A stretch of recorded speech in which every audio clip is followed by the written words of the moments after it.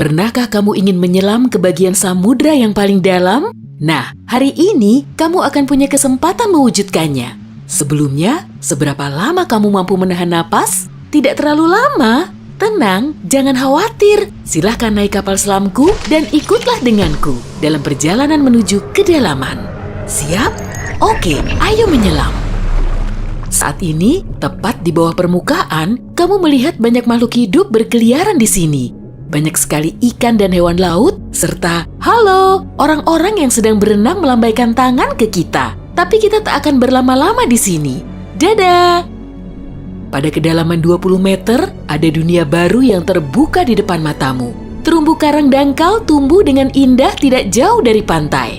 Dan hey, kita bertemu banyak orang lagi di sini. Tapi kali ini, mereka adalah penyelam scuba. Tanpa peralatan khusus ini, tekanan air di kedalaman ini tidak ramah bagi penyelam biasa. 40 meter adalah kedalaman tempat kita berpamitan, bahkan kepada penyelam rekreasi. Ini adalah batas maksimum yang diizinkan untuk mereka. Selamat bersenang-senang, teman-teman.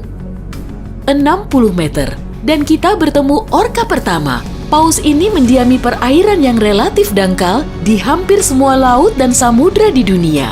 Tahukah kamu bahwa orka adalah predator puncak? Artinya, orka tidak punya musuh alami dan tidak ada yang bisa mengalahkannya. Pada kedalaman 70 meter, kita bertemu dengan hiu paus, spesies ikan terbesar yang diketahui dunia dengan berat mencapai 60 ton. Umurnya pun lumayan panjang, semoga panjang umur selalu ya. Hiu paus bisa hidup sampai sekitar 130 tahun. Sekarang, lihatlah keluar. Jika kamu melihat penyelam scuba, artinya dia adalah seorang profesional. Karena pada kedalaman 100 meter, mereka harus sangat berhati-hati agar tidak terkena penyakit dekompresi. Penyakit ini terjadi jika kamu naik terlalu cepat ke permukaan. Dan jika beruntung, kamu juga bisa melihat gurita Pasifik raksasa. Dia tinggal di perairan dingin mulai sedalam ini dan sampai kedalaman 2000 meter. Sekarang, kita memasuki bagian samudra yang gelap.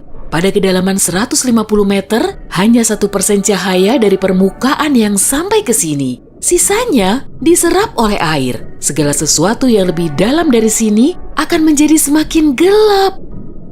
Hei, lihat! Pada kedalaman 200 meter, ada oarfish raksasa yang mengitari kapal selam kita. Makhluk ini diyakini sebagai penyebab dari semua penampakan ular laut.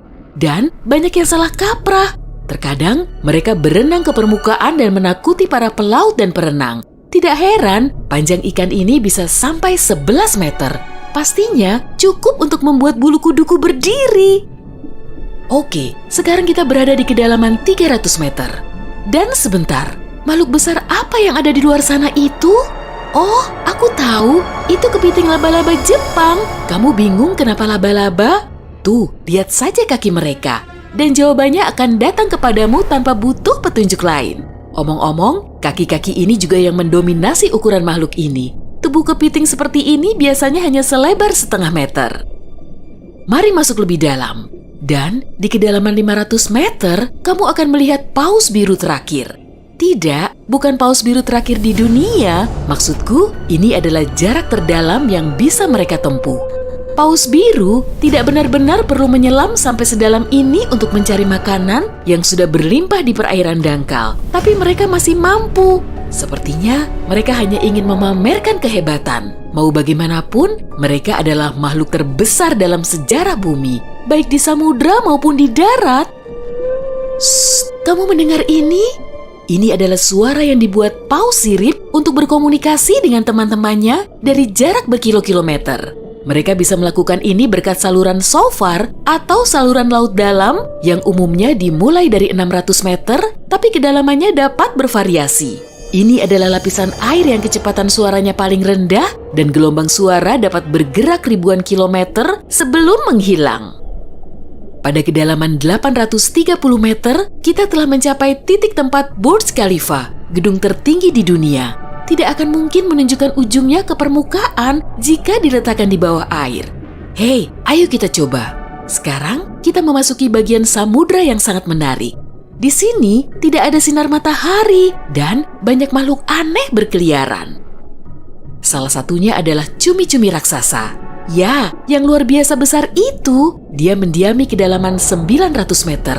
Bayangkan makhluk dengan mata sebesar frisbee. Paus sperma memburu monster ini, tapi mereka dijamin mampu melawan balik. Melihat mereka bertemu adalah pemandangan yang menegangkan. Dan disinilah kegelapan pekat akhirnya menyelimuti kita. Zona tengah malam. Tekanan di sini sangat besar, sehingga jika kamu entah bagaimana bisa sampai ke sini tanpa kapal selam, kamu akan hancur dalam beberapa detik. Dan lebih malangnya lagi, tanpa melihat apapun, pasti tidak mau kan? Kembali ke topik. Di kedalaman 1100 meter terdapat Mata Barat, salah satu gunung berapi samudra terdalam di dunia. Letusan terakhirnya terjadi pada tahun 2009 dan bahkan direkam oleh kendaraan yang dioperasikan dari jarak jauh. Di kedalaman 1280 meter, kita melihat hiu putih besar yang ganas. Predator ulung ini adalah jagoan di kedalaman ini. Penglihatan mereka agak buruk dan mereka bergerak menggunakan indera penciuman. Jadi, mereka sama sekali tidak membutuhkan sinar matahari untuk memburu mangsa. Aku tidak melihatmu, tapi tetap akan memakanmu. Selain itu, penyu belimbing, penyu terbesar di dunia, menyelam di kedalaman yang sama. Apa mereka sengaja menyelam sampai sini untuk bermain dengan hiu putih besar?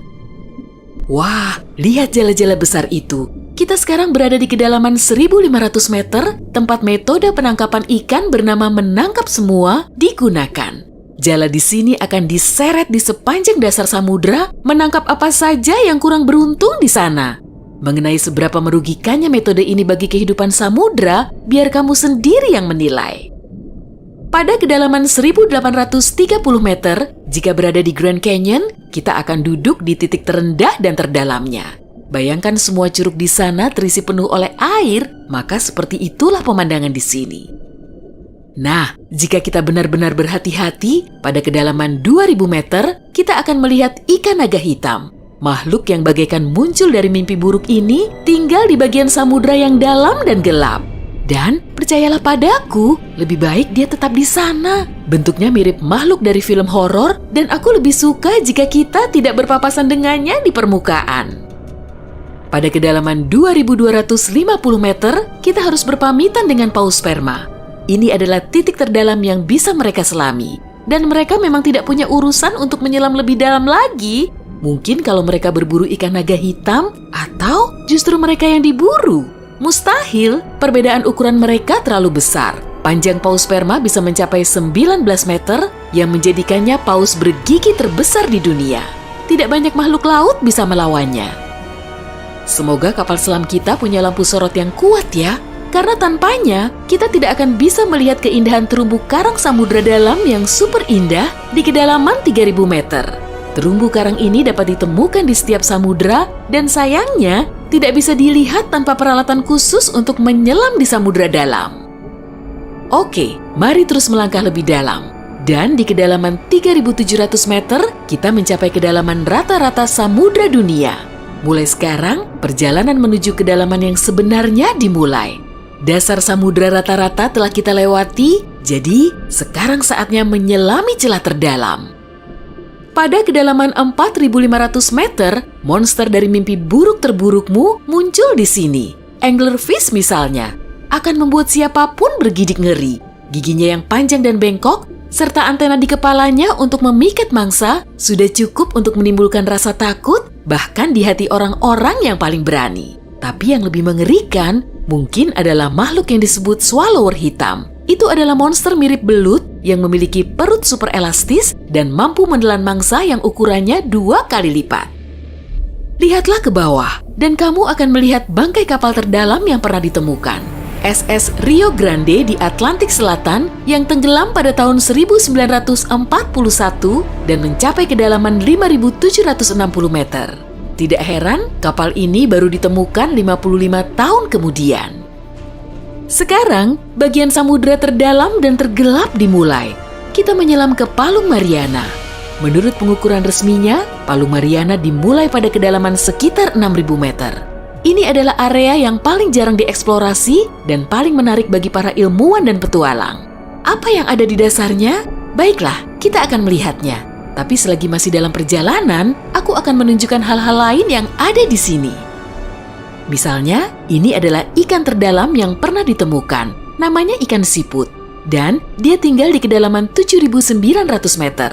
Tubuhnya tembus cahaya sehingga kamu bisa melihat menembus kulitnya. Ya, untungnya kita tidak mematikan lampu. Bentuk makhluk mungil ini ternyata sangat imut bagi makhluk yang mampu menahan tekanan sekuat ini. Makin rendah dan dalam, kamu tidak akan melihat jenis ikan atau hewan vertebrata apapun di sini. Tekanannya terlalu besar untuk makhluk-makhluk tadi. Tapi ada udang dan invertebrata lainnya. Belum lagi mikrob yang dapat hidup bahkan di bagian terdalam samudra. Dan bagian terdalam itu adalah kedalaman Challenger. Ini adalah bagian bawah Palu Mariana dan kedalamannya 10.927 meter. Ya, kita telah sampai di bagian paling bawah bumi. Tak banyak orang yang pernah ke sini dan tak banyak juga yang diketahui tentangnya. Tapi para ilmuwan tidak akan berhenti dan ada harapan kita akan segera menemukan rahasia apa yang berada di kedalaman samudra.